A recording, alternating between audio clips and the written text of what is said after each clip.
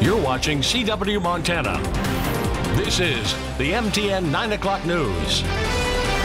Good evening. Thanks for joining us on this Wednesday. I'm Andrea Lutz. Coming up, some high-profile Montana names may be running for governor in 2020. Ahead, we'll look at some of the contenders vying to hold Montana's highest seat. Plus, we remember a father, a friend, and a born and raised Montanan killed last week in that shooting near Missoula. But first, tragic new details tonight coming from a Bozeman neighborhood after police say a murder-suicide occurred in the area today. New details continue to unfold. Officers found a dead man and woman at a home on Longbow Lane. MTN's Cody Boyer has the latest on the situation. Earlier this evening, Bozeman police confirmed that the scene inside of this house behind me here appeared to be that of a murder-suicide. Now, in a release, police say it all started with a welfare check, which led to investigators finding the bodies of an adult woman and a man also inside. Now, importantly, police are not releasing the names at this time while they are still conferring and catching up with the family. And according to the investigation, neighbors who live in this area say this has shaken their quiet community. I was afraid because my friend is in that cordoned off area, so I had to come over here to see. Police tape stretches across Longbow Lane, keeping those like Annalise at bay while investigators piece together what might have happened inside this home. She says this is something new for this community. Not in this neighborhood, no. No, this is like, you know, working families, the school's right there.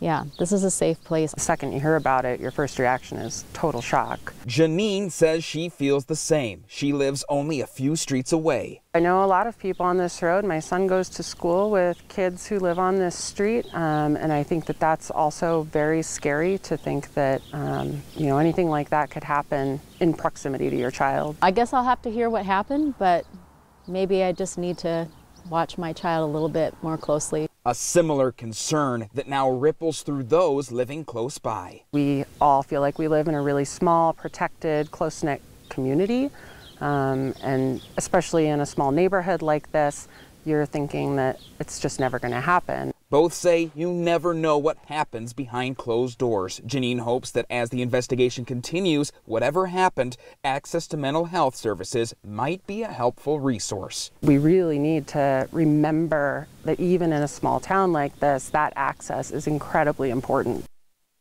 Again, the names of both people police say are involved are not being released at this time, pending the investigation. Police also are saying the public is not in any danger. In Bozeman, Cody Boyer, MTN News.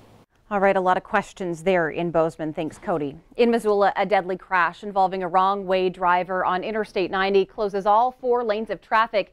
And now police are trying to understand what exactly led to this crash.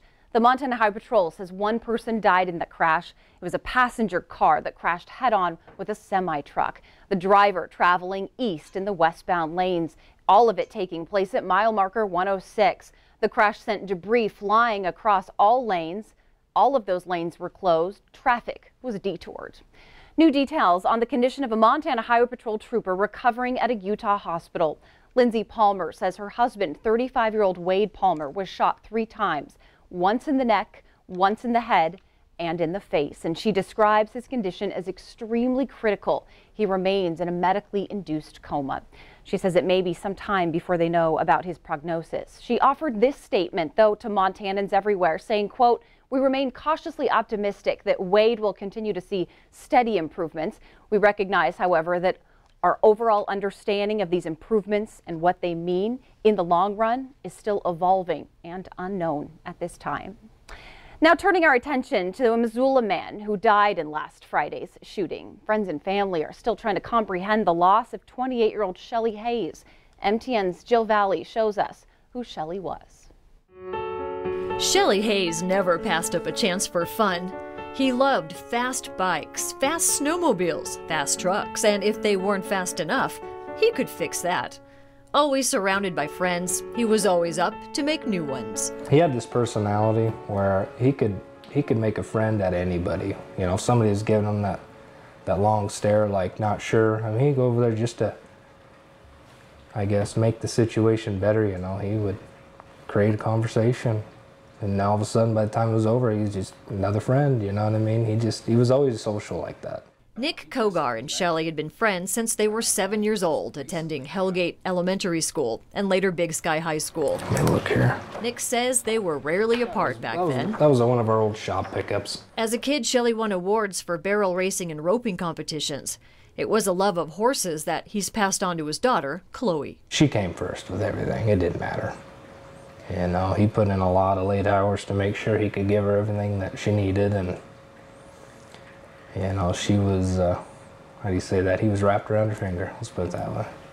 Shelley and his partner opened up Maxed Out Performance in Missoula. As a talented mechanic, the business grew.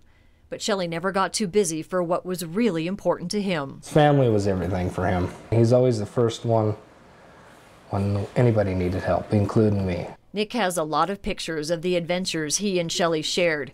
He remembers the laughter, the fun, and how Shelley could make the best of any situation.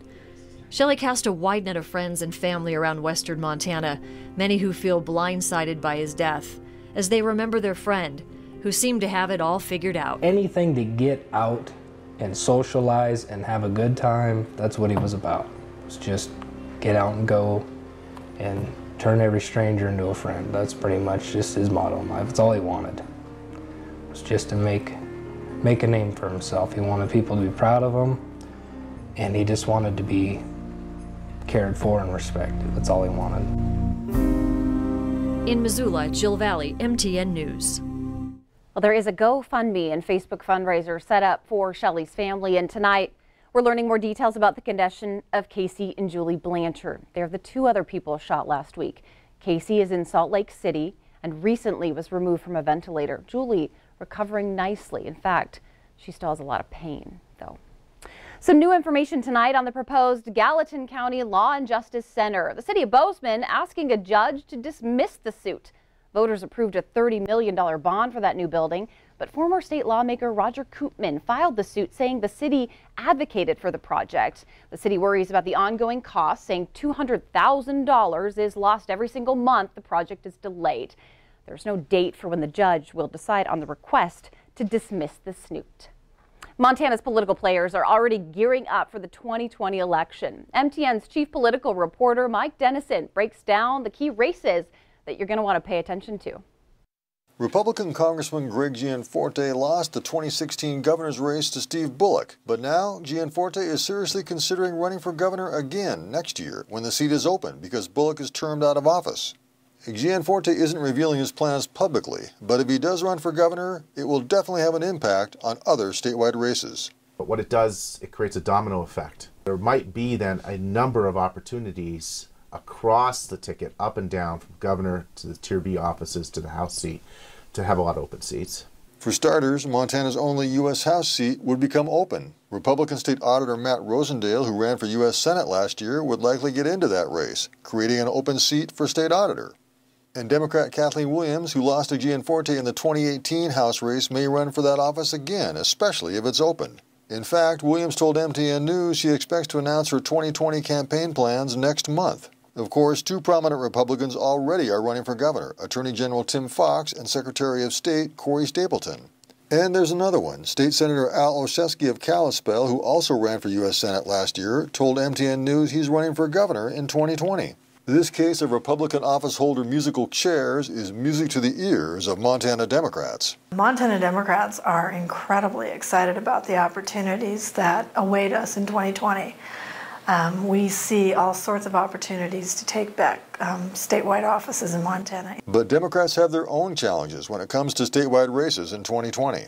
The problems the Democrats face, and that's the flip side of the question, is that they don't have a very large bench. It's not really sure where they would get the candidates to run. A Democratic gubernatorial candidate for 2020 has yet to emerge. Lieutenant Governor Mike Cooney says he's thinking about it, and so is Billings attorney John Heenan, who narrowly lost in the Democratic U.S. House primary last year to Kathleen Williams. Helena lawyer Jesse Lazlovich, who has run for Attorney General and State Auditor, is mulling the opportunities as well. Democrats also have yet to identify a 2020 candidate to challenge the biggest Montana Republican of them all, U.S. Senator Steve Daines. Governor Bullock, the obvious choice, so far has taken himself out of this race, saying he's not interested and is nosing around a presidential run. The only other Democrat who's told MTN he's thinking about the U.S. Senate race is Helena Mayor Wilmot Collins. So yes, it's early, but I think we can say that 2020 is already shaping out to be one crazy political year in Big Sky Country. Reporting from Helena, Mike Dennison, MTN News. A lot to pay attention to there. Well, Montana filmmakers, listen up, because Montana could be a bigger hotspot for movie making as the Montana legislature talks tax initiatives for filmmakers. A new bill introduced by a Bozeman lawmaker proposes giving filmmakers a 25% tax incentive if they film their movies in Montana. Montana is one of 10 states that do not offer credits. Montana Production Company says high-profile films like A River Runs Through It bring in tourism and real estate dollars. It was an incredible boom to a lot of businesses. And we still see it today, especially with all the fly shops and all the lifestyle that is out here, that people want to capture the romance that they saw in that movie. And the proposal is moving along. It was just sent to the floor just last week. All right, just one more night before the Montana Grizzlies men's basketball team take on the Michigan Wolverines in the big dance. It's a tough task, but the Grizz are primed for the upset. MTN's Derek Berkeley tells us why. The Montana Grizzlies came to Wells Fargo Arena here in Des Moines for their practice and press conference this afternoon as we close in on tip-off Thursday night in the NCAA tournament. Now, once again, Montana plays Michigan, the same team they met in last year's first round. That game was a defensive struggle, with the Grizzlies jumping out to a 10-0 lead before losing by 14 points. Things will be a little bit different this time. Michigan's got a lot of newer, younger players on a team that has had a fantastic season, whereas the Grizzlies have spread it out. Instead of a team that used to pound it inside, they are now a 5-guard lineup with everybody that can put the ball on the floor and shoot. That will present some matchup problems for Michigan, which their head coach John Beilein admitted today. For the Montana Grizzlies, you get the sense that this team is confident and believes they've got a real shot at coming in here and pulling off the upset. Senior forward Bobby Moorhead said, "There's upsets in the first round every year. Why not us?" And that's the attitude the Grizzlies will take when they tip off against the Wolverines at 7:20 Mountain Time here in Des Moines. Derek Berkeley, MTN Sports. Mac Days kicks off on Flathead Lake, but this year there's a bit of a struggle with all the ice that's still on the lake. Mac Days is in its 16th year, and anglers from all across the state, they come and they participate. It runs from the end of March to mid-May, but this year fishery specialists say bays are frozen over and boat ramps are still snowed in. That's forcing some minor changes to the event. It is a crucial event for balancing the lake's ecosystem while awarding some prizes. Used as a tool to try to manage the non-native lake trout in Flathead Lake down to get their numbers to reduce so that the native trout, the lake trout and the bull trout, not the lake trout, the bull trout and the West Slope cutthroat trout will hopefully rebound and their numbers will start increasing out there. Yep, that's what it's all about. Fish caught can be taken home or donated to a local food bank. And this year, the Confederated Salish and Kootenai tribes offer over $250,000 to winners. Still to come on tonight's MTN 9 o'clock news is flooding devastates Nebraska. We're learning the effects are also hurting Montana ranchers. We're going to show you how. And Bob McGuire's off tonight, but never fear. Rob Griggs, he's in to deliver your statewide weather forecast. So that's coming up right after the break.